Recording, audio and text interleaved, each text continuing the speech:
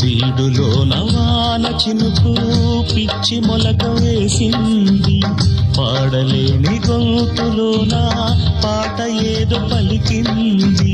గుండె ఒక్కటున్న చాలు గొంతు తానే పాడగలదు, మాటలన్నీ దాచుకుంటే పాట నీవే రాయగలవు. రాత రాని వాడి రాత దేవుడేమి రాశాడో, చేతనైతే మార్చి చూడు వీడు మారిపోతాడు, మనిషి అవుతాడు.